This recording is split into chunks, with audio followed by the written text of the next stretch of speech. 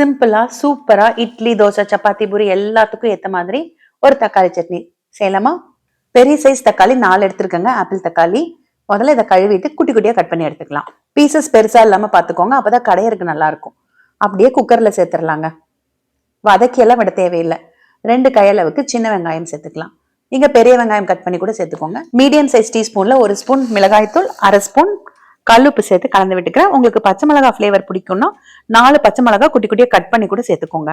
தண்ணி எதுவும் சேர்க்காம குக்கர் மூடி வச்சு வெயிட் போட்டு 5 விசில் விட்டு எடுத்துக்கலாங்க. நல்லா ஆவி இறங்கினதுக்கு அப்புறம் ஓபன் பண்ணி பாத்தீங்கன்னா வெங்காயம் தக்காளி எல்லாமே நல்லா வெந்திருக்கும். நம்ம வதக்கல, வேக வச்சிருக்கோம்.